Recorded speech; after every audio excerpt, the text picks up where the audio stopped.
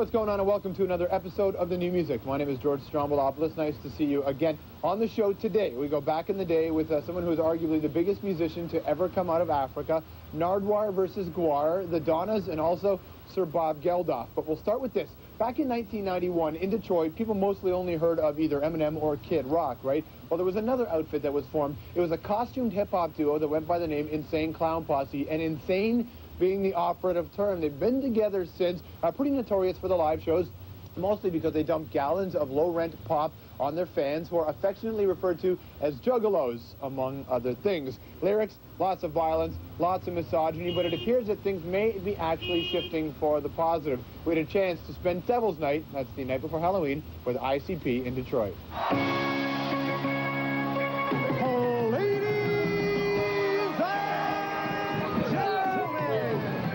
The shine, so don't get left behind. Welcome to Halloween,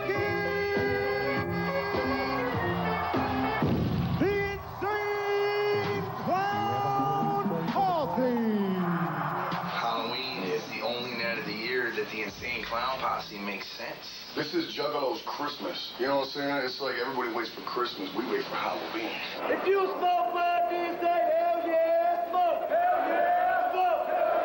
This band is my life. This is Juggalo. This is Juggalo family up in here, man. Arizona up in this piece. What? Woo woo. From Arizona? Phoenix, Arizona. You driving for this? We flew. For this show? We flew for this show, only for this show. From the Cave Zoo, Kalamazoo. Kalamazoo. What you know about that? St. Louis. All the way here for this show? Yep, drove 9.5 hours. All right, well, you ready to do it? I'm ready to do it. You ready? We're doing it? All right, Shags? get on, baby. Let's do what we do. Halloween Juggalo! Where the you at? Okay, see, this is where we are. But in order for all of this to make any sense, we've got to go back to the start. Way too hard to get through. I'm Shaggy too dope. Kick your face, bitch. You don't try to find help. Try to play me out just because I'm... We both were security guards here. The first time we played here, when we were opening for E, I had an axe. Yeah. And I stuck the axe in the stage. That's probably the hole right there, still, man. This is where House of Pain or Everlast got into a fight with D12. This is the spot? Right here on this stage. Yeah.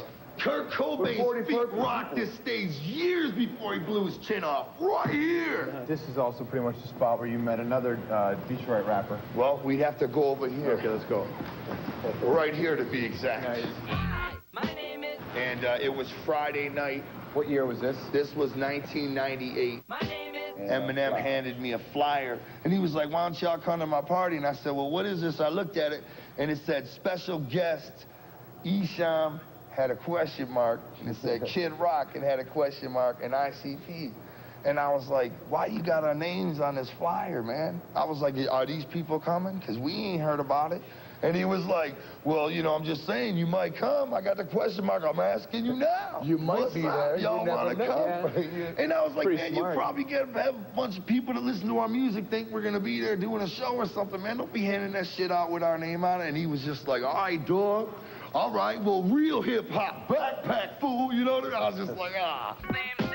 For him to be pulling home moves like that on the pioneers of what he does. Disrespect, you know? You know what I'm saying? In this city, like all that controversialness that he's got in this city, we've been hearing that for years. Let's keep it old school.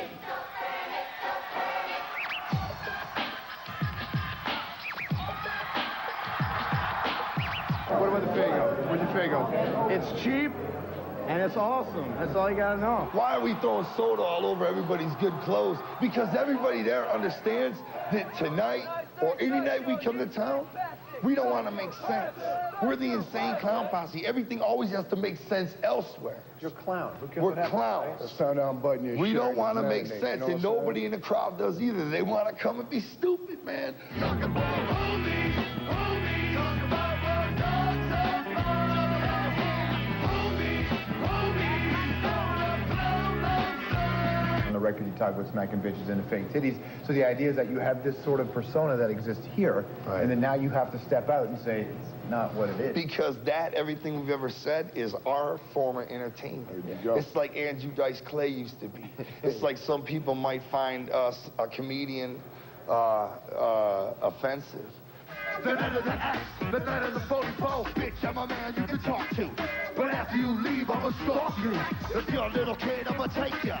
And if you're a neck, I'ma break ya. People have always asked, and we've always just said it's personal.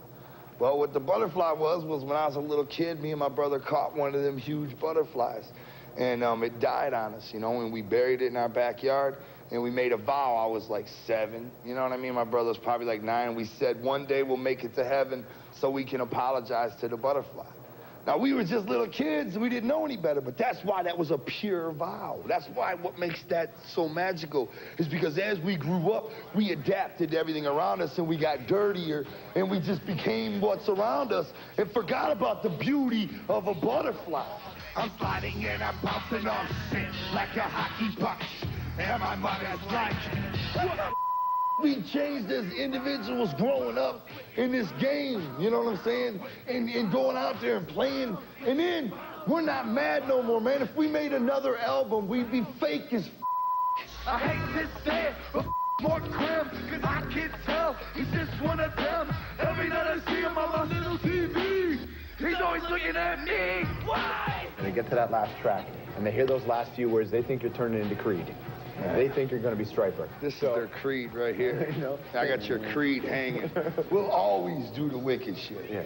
The fact is, this is the God's honest truth.